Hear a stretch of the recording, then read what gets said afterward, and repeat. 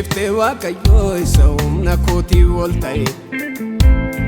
Hidhaman keessa kootii haaduu lafee cabsee bakkeetti bahe Dhufee seenaa dagatamee lubbuu koo mirga wabii taate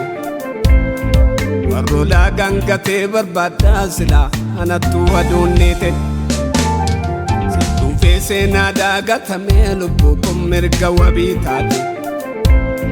Warroolaa gangatee barbaadaa silaa anattuu aduunneete Akka eegamee fasiin ga'u carraa koo sitti baheef malee Maqaa kee waammadheenas ga'ee tolan qabuun tola kee malee Arras galaata qabdanarraa wareegama lubbuun na fidde Waa'ee kee cal jechuun danda'u lafa nabdii kutolla qabde Arras galaata qabdanarraa wareegama lubbuun na fidde Waa'ee kee callisuun danda'u lafa nabdii kutolla qabde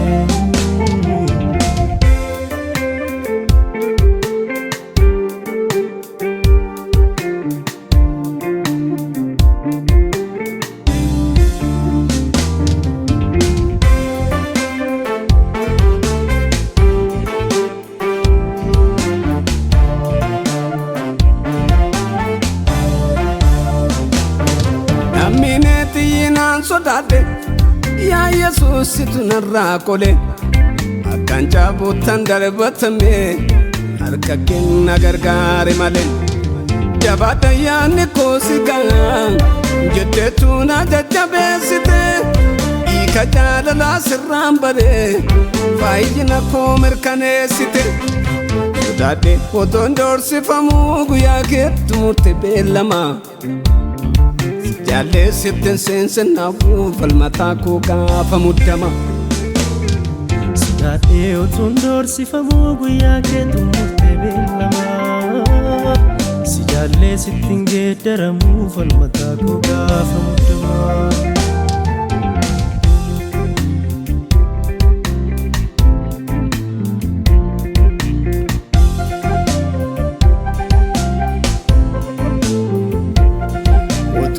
Anaaf hin dubbanne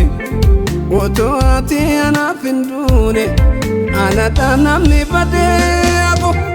nasin dhabu yeroon kee ga'e jireenya na waamte siisafu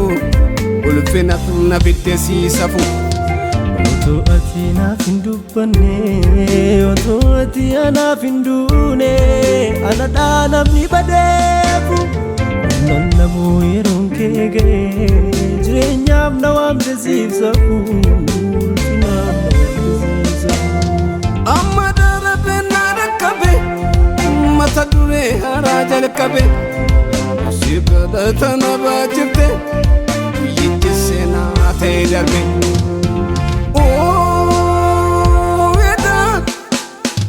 Nama ligateef dubbattaan loogiidhaan dhugaa koo na guungne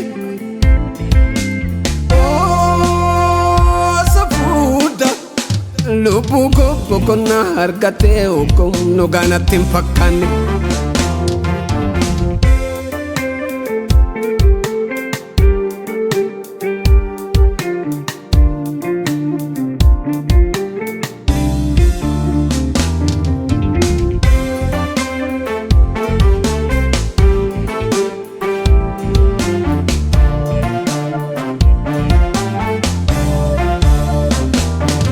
Anke kun raajeffachise lafee gogeetti lubbuu gootaaf waliin jire hiitti biqile